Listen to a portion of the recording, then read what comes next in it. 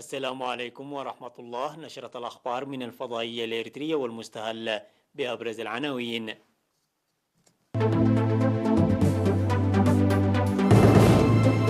البلاد تحتفل بالمولد النبوي الشريف.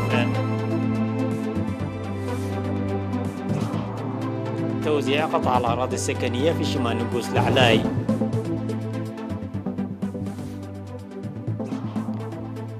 نتائج مرضية للتشجير في مندفرة.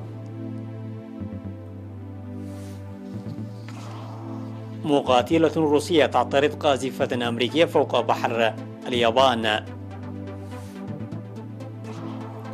تباطؤ كبير للنمو الاقتصادي في الصين في الفصل الثالث من السنة.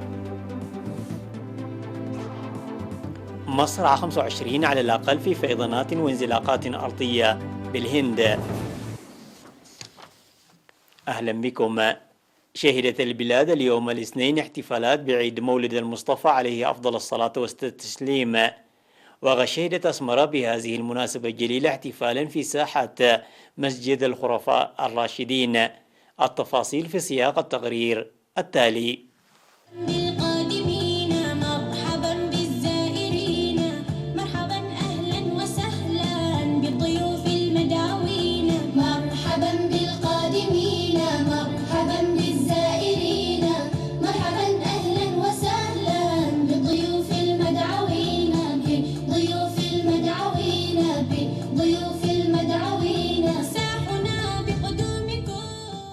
احتفلت البلاد الاثنين 12 من ربيع الأول 1443 هجريا الموافق 18 من أكتوبر 2021 بالمولد النبوي الشريف. وقد بثت مباشرة عبر الفضائية الإريترية فعاليات الاحتفال التي جرت لحوالي الساعة ونصف الساعة من 9 صباحا أمام مسجد الخلفاء الراشدين بأسمرة، وذلك بمشاركة مختصرة على أئمة المساجد والمشايخ احترازا من وباء كورونا.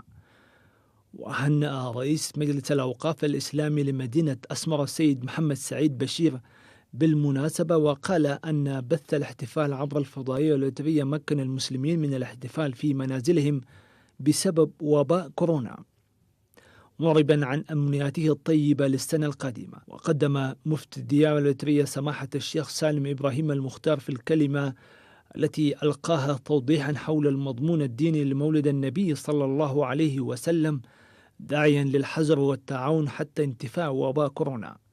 وهنأ الشعب الإريتري في الداخل والمهجر عامة والمسلمين خاصة وقوات الدفاع الإريترية. فهذه قبسات من أنوار سيرة النبي صلى الله عليه وسلم، فحري أن نتحلى ونربي أبناءنا على هذه الأخلاق المحمدية. أيها السادة، إن خطر الجائحة لا يزال قائما، وليس أمامنا سوى التعايش معه بالتمسك بالإجراءات الاحترازية. وقد لوحظ أن بعض الناس في المساجد لا يلتزمون بالتعليمات، وعليه نوصي الجميع بعد التوكل على الله الأخذ بأسباب السلامة دون كسل ولا ملل، فالفيروس لا يكسل ولا يمل، وإنما ينتهز فرصة إهمالك ليتسلل إلى جسدك.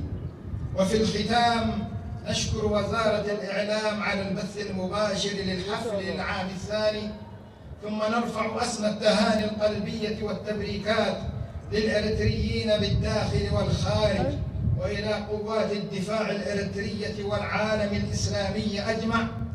اللهم احفظ بلادنا من كل شر ومكروه، ورد عنه كيد الكائدين، وزده تقدما وازدهارا، وأدم علينا نعمك الجليلة، وزدنا منها من الأمن والتآلف والإخاء. وشهد الاحتفال الأناشيد والمدائح النبوية من طلاب الخلاوي من مدينة أسمرة والمشايخ.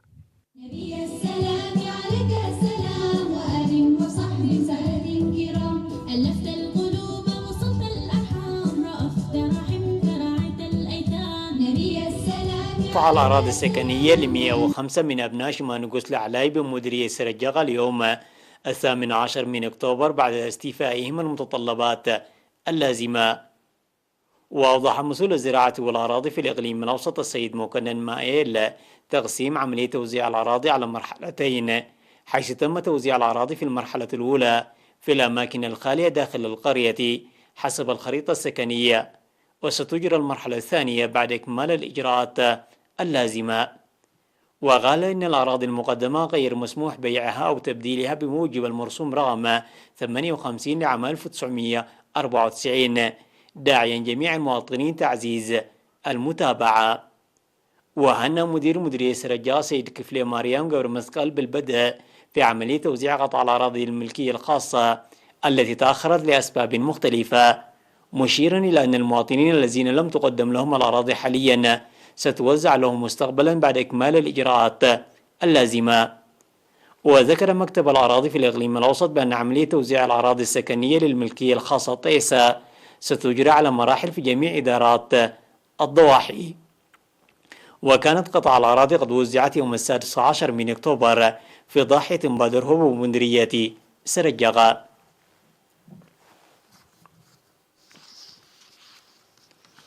إعلان من وزارة الصحة.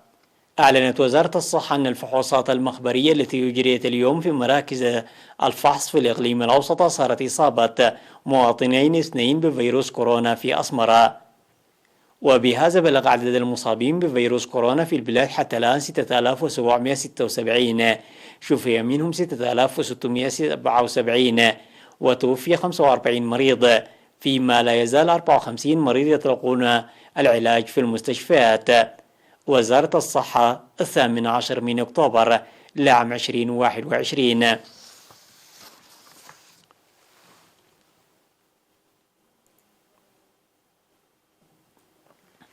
دعت إدارة مديرية مندفرة تحقيق نتائج مرضية من أنشطة التشجير التي يقوم بها مشجرون النموذجيون، وعلى المجتمع حزوهم.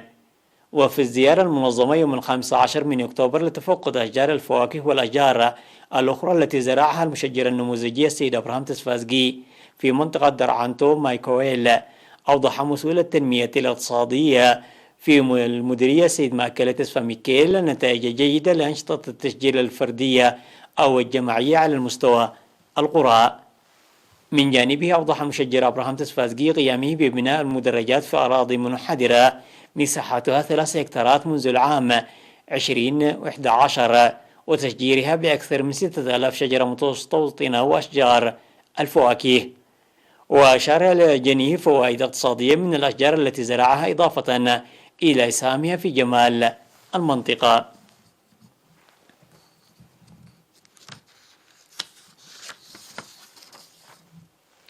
قام سكان ضاحية حينبا وأعضاء الاتحاد الوطني للشباب والطلبة في مديرية عدغيح بنفير بحصاد مزارع أسر الشهداء وأفراد قوات الدفاع المرابطين في الدفاعات. وقال مدير ضاحية حينبا السيد جمال علي شيفا أن النفير يأتي في إطار النفرة السنوية للسكان، وقد جرى خلالها حصد مزارع أكثر من 26 أسرة بمشاركة 185 شخصا، وأن العمل مستمر. وأفاد المشاركون في النفير قيامهم بأنشطة مستمرة لمساعدة الأسر المحتاجة، وأن النفير الحصاد جزء منه. في غضون ذلك قام أعضاء الجيش الشعبي في مديرية بريق بحصاد الشعير في مساحة 4 هكتارات.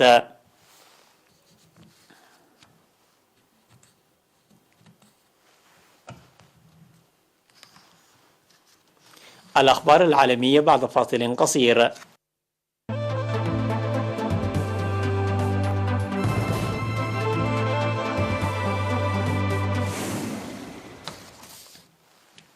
أعلنت وزارة الدفاع الروسية أن مقاتلة تابعة لسلاح الجو الروسي اعترضت قاذفة أمريكية فوق بحر اليابان ولن تسمح لها بانتهاك الحدود الروسية.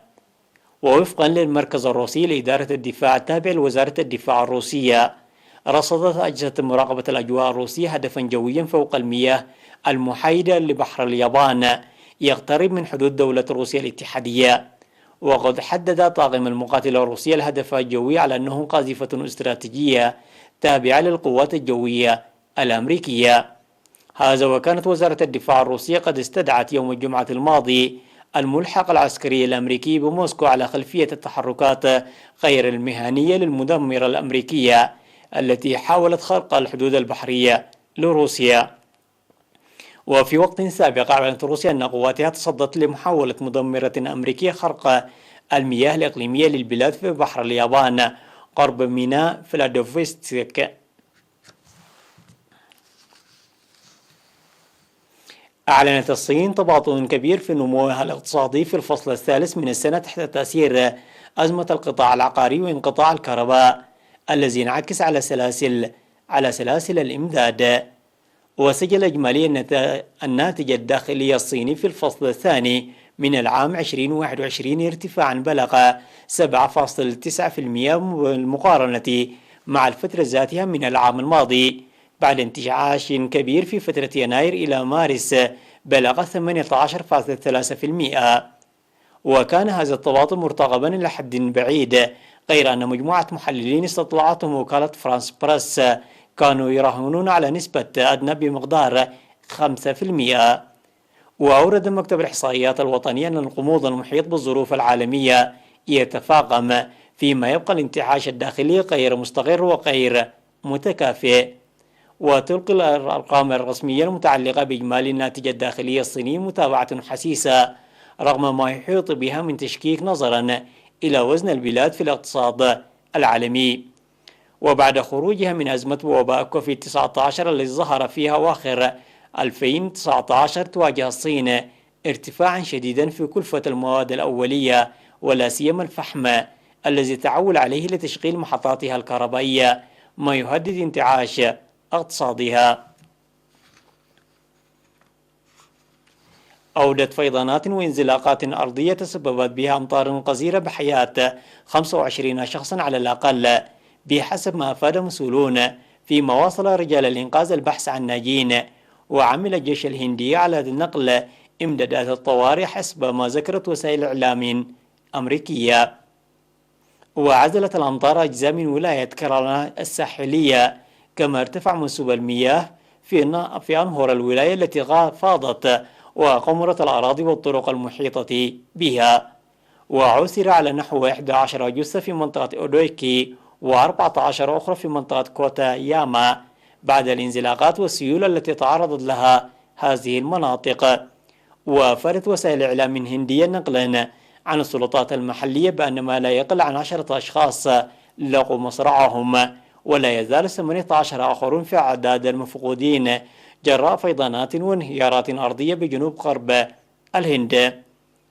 وتوجهت حكومة الولاية إلى الجيش والقوات الجوية والبحرية بطلب المساعدة في عمليات الإغاثة وتقديم المساعدات لسكان المناطق المنكوبة. كشفت وسائل إعلام أمريكية أن أفراد عصابات خطفوا ما يصل إلى 17 مبشرا مسيحيا أمريكيا وأفراد عائلاتهم من بينهم أطفال في العاصمة بورتو أوبرنيس. وأفادت وكالات إعلامية أن الخطف حدث بعد أن قادر المبشرون دارا للأيتام. من جهتها نقلت صحيفة واشنطن بوست عن تسجيل صوتي لجماعة المساعدات المسيحية التي مقرها أوهايو قوله أن عصابة مسلحة تحتجز رجالا ونساء وأطفال تابعين للجماعة. وذكر صحيفة نيويورك تايمز نقلا عن مسؤولين محليين أن المبشرين اختطفوا من حافلة كانت متوجهة إلى المطار لإنزال بعض أعضاء المجموعة قبل مواصلة الرحلة لمكان آخر في هايتي. وهذا تذكير بأهم ما جاء من عناوين. البلاد تحتفل بالمولد النبوي الشريف.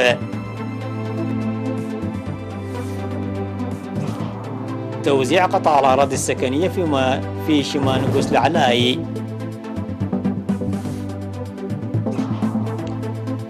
نتائج مرضية للتشجير في مندفرة. مقاتلة روسية تعترض قاذفة أمريكية فوق بحر اليابان. تباطؤ كبير للنمو الاقتصادي في الصين في الفصل الثالث من السنة. مصرع 25 على الأقل في فيضانات وانزلاقات أرضية بالهند. وصلنا إلى ختام النشرة، إلى اللقاء.